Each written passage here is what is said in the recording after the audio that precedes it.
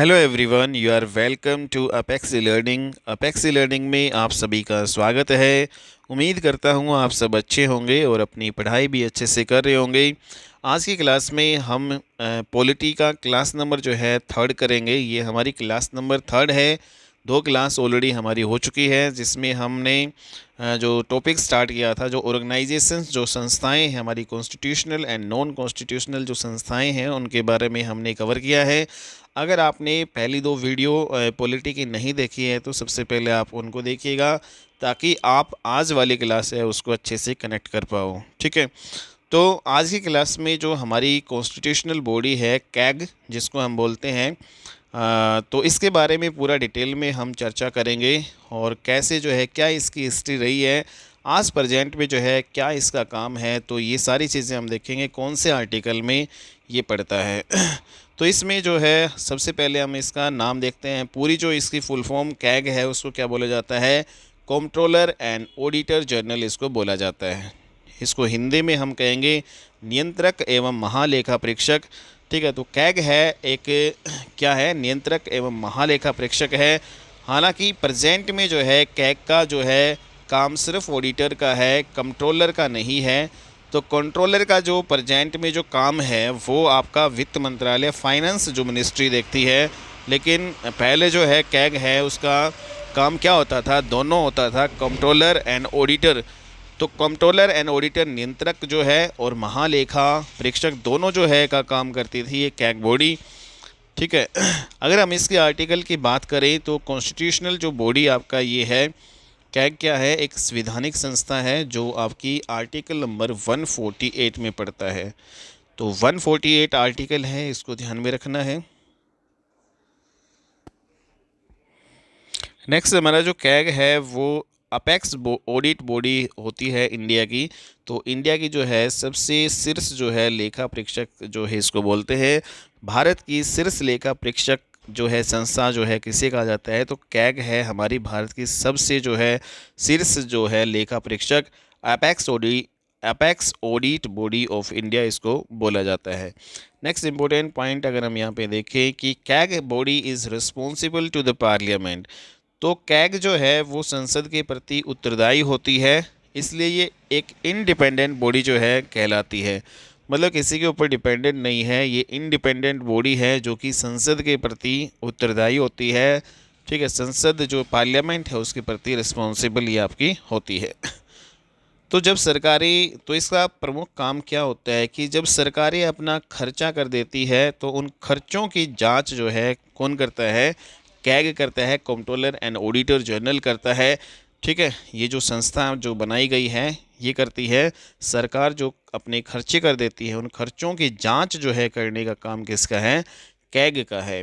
इसी को हम जो है ऑडिट कहते हैं। तो ये जो जांच करती है इसी को क्या कहा जाता है? ऑडिट। जो महालेखा जो है आपका परीक्षक जो इसको हम कहेंगे। तो कैग है वो ये देखती है कि बजट है के अकॉर्डिंग पैसा खर्च हो रहा है या नहीं हो रहा है, कोई फालतू के बेफालतू के खर्चे तो नहीं हो रहे हैं। तो इसका ये काम होता है कि भाई ये देखती है कि सरकारें जो है कहाँ कहाँ जो है अपना पैसा खर्च कर रही है, किस प्रकार से जो है पैसा खर्च कर रही है, बजट के अकॉर्डिंग कर रही है या नहीं कर रही है, कोई फालतू के खर्चे तो नहीं हो रहे हैं। तो इस प्रकार जो है इसका काम ये होता है कैग का। नेक्स्ट इम्पोर्टेंट अगर बात यहाँ पे देखें, जैसे कुछ घोटाले हुए, जैसे 2G स्पेक्ट्रम घोटाला हुआ, कॉमनवेल्थ घोटाले, कोयला घोटाले हुए। तो ये जितने भी जो है यहाँ पे घोटाले दिए गए हैं तो इन सभी को जो है ये जो कैक्स जो संस्था है, कैक्स जो बॉडी है, इसी ने ही जो इन सबको पकड़ा था। ठीक है, तो इन घोटाला को जो है पकड़ने में इम्पोर्टेंट रोल इसका है कैग का। तो हम कह सकते हैं कि कैग जो है एक भ्रष्टाचार को रोकने वाली क्या है? संस्था है। ठीक है, ये एक्चुअल में ऑडिटर बॉडी होती है जो खर्चों की जांच करती है।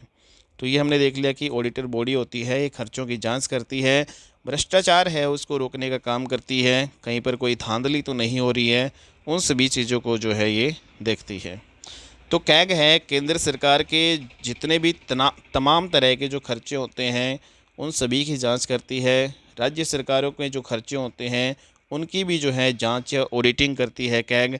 लेकिन जो स्थानीय जो है सरकार होती है, स्थानीय सरकार के जो खर्चे होते हैं, जो हमारी ग्राम पंचायत, जिला पंचायत, ब्लॉक पंचायत वगैरह, ये हमारी स्थानीय सरकारें जो हैं होती हैं, तो इनकी इनके जो खर्चे होते हैं उनकी ऑडिटिंग जो है कैग नहीं करता। तो कैग जो है सिर्फ जो सेंट्रल गवर्नमेंट होती है और जो स्टेट की जो गवर्नमेंट होती है उनके तमाम तरह के जो है खर्चों की देख रेख करती है, जांच करती है, ऑडिटिंग करती है। लेकिन जो आपकी लोकल जो गवर्नमेंट है, जो स्थानीय सरकार है, उनकी ऑडिटिंग जो है कैग नहीं करती है।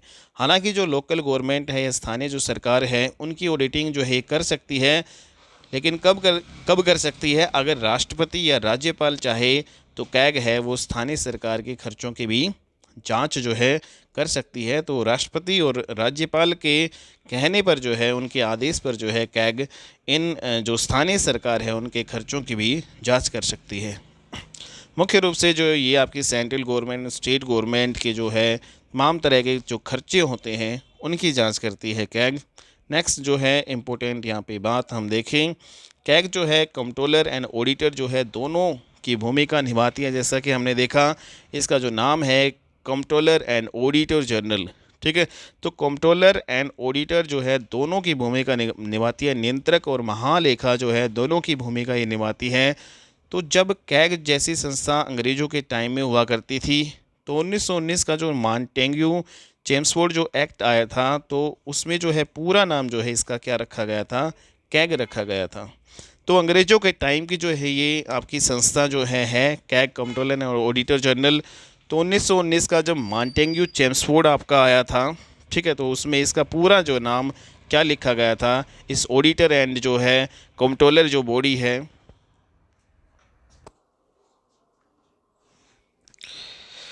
तो अंग्रेज़ों के टाइम में जो है कैग की भूमिका दो तरह की होती थी।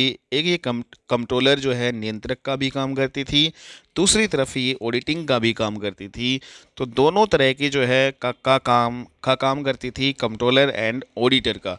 तो इसलिए जो है इसको कैग को क्या कहा जाता था? कंट्रोलर एंड ऑडिटर जो है जनरली ये संस्था या बॉडी होती थी, ठीक है। तो कंट्रोलर का मतलब, जैसे कि हम देखते हैं कि पैसा जब कैग से पूछ कर लिया जाता था उस टाइम, तो उसके बाद जब खर्च हो जाते थे तो ये जो खर्चों की जो जांच जो है करती थी, उसकी ऑडिटिंग की भूमिका भी जो है ये निभाती थी। तो इसलिए हम कह सकते हैं कि पहले जो है ये कंट्रोलर और ऑडिटर जो है दोनों की क्या करती थी? ये भूमिका निभाती थी, ठीक है। लेकिन जब हमारा संविधान बना, फिर बाद में 26 जनवरी 1950 को हमारा संविधान लागू हुआ, ठीक है। तो नाम तो हमने इसका जो है कैग ही रखा। आज भी हम इसको कैग के नाम से ही जानते हैं, कंट्रोलर एंड ऑडिटर जनरल के नाम से जानते हैं।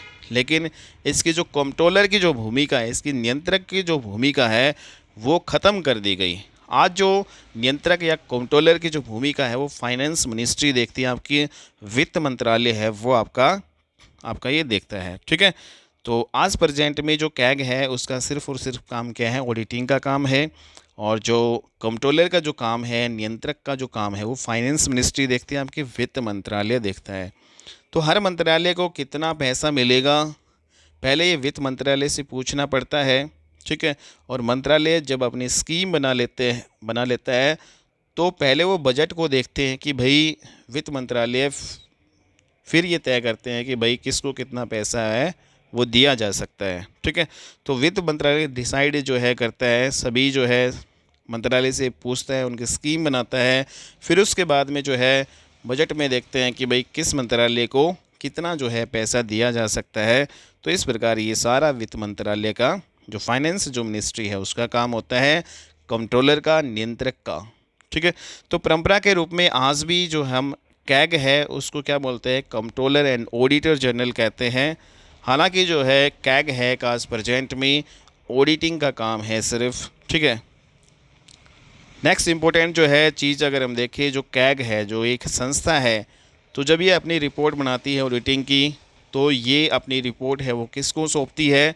तो सेंटर की जो वार्षिक जो रिपोर्ट है, तो सेंट्रल गवर्नमेंट के जो तमाम खर्चे हैं उनका जो लेखा जोखा है, ठीक है, तो उसकी जो रिपोर्ट है वो प्रेसिडेंट को जो है देती है ये संस्था कैग, ठीक है। तो कैग अपनी एनुअल रिपोर्ट जो है, सेंटर की जो वार्षिक रिपोर्ट है वो किसको देती है? प्रेसिडेंट को देती है।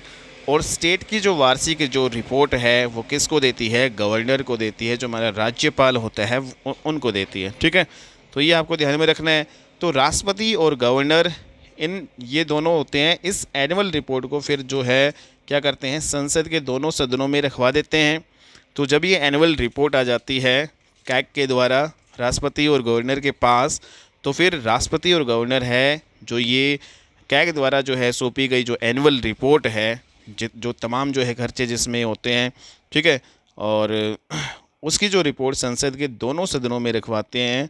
और पार्लियामेंट में फिर एक पेस जो है कमेटी होती है, पेस जिसको हम कहते हैं पब्लिक अकाउंट कमेटी। ठीक है, तो पार्लियामेंट में जो पेस कमेटी होती है, पब्लिक अकाउंट कमेटी, जिसको लोक लेखा समिति भी कहते हैं, तो वो लोक लेखा समिति इस कैग रिपोर्ट की जांच करती है। ठीक है, तो कैग रिपोर्ट है उसकी जांच कौन करती है, कैग रिपोर्ट जो की जांच करती है लोक लेखा समिति, जिसको हम कहते हैं पब्लिक अकाउंट कमेटी, जो पार्लियामेंट में होती है। ठीक है, और ये जो पब्लिक अकाउंट कमेटी होती है, जो आपकी लोक लेखा समिति होती है, इसमें टोटल 22 सदस्य होते हैं।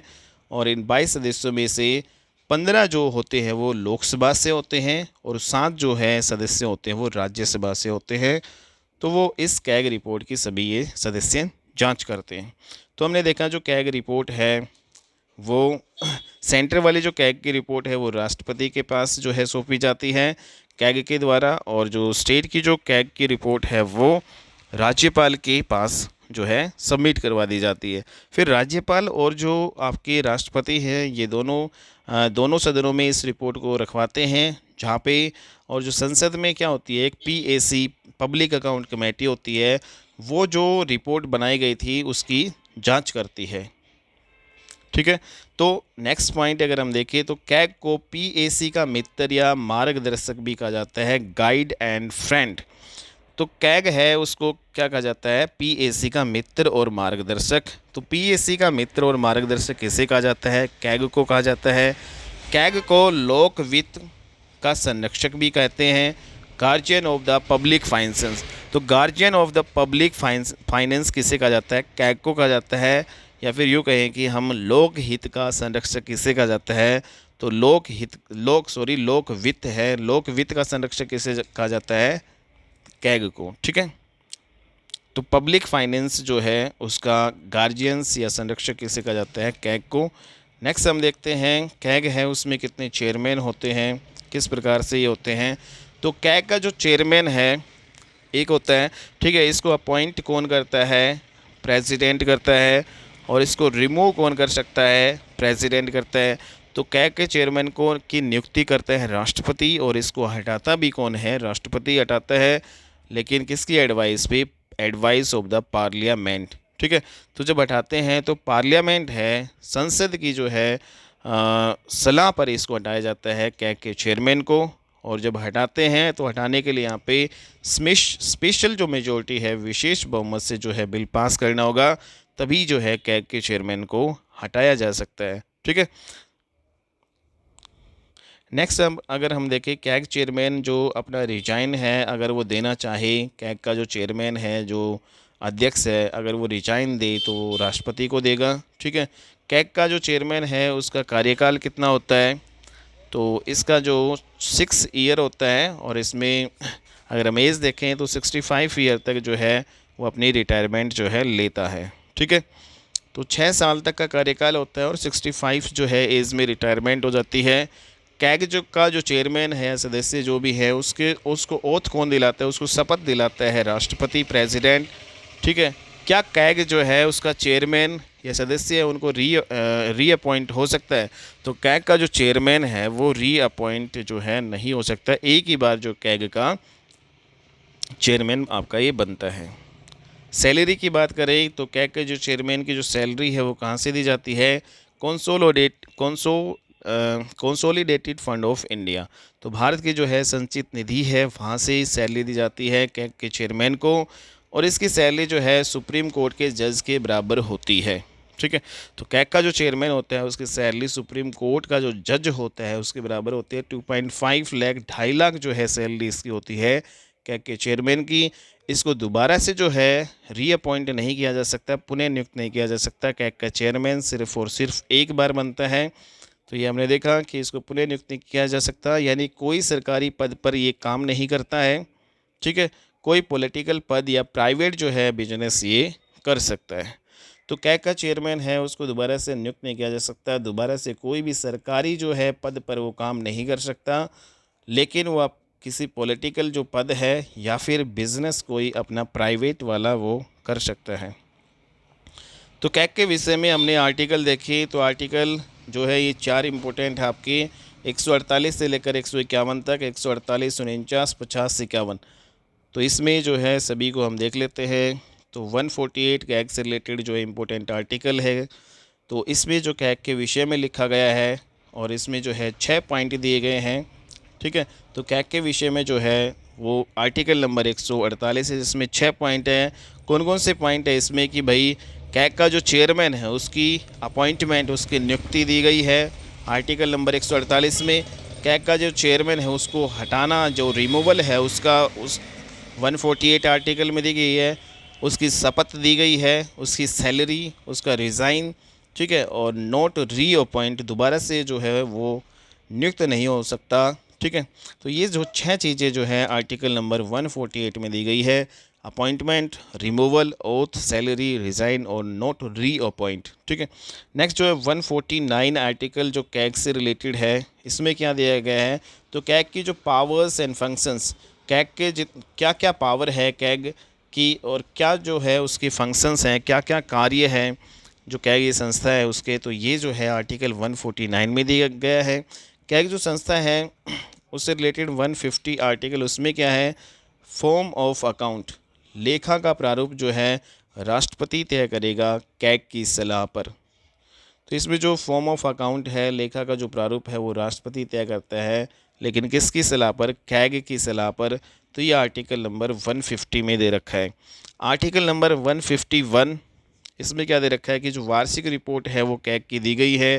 तो जैसा कि हमने देखा वार्षिक रिपोर्ट कैग है वो अपनी सेंट्रल गवर्नमेंट की वार्षिक रिपोर्ट तो राष्ट्रपति को जो है वो सौंपते हैं, और स्टेट गवर्नमेंट की जो वार्षिक रिपोर्ट है कैग किसको देता है, गवर्नर को देता है।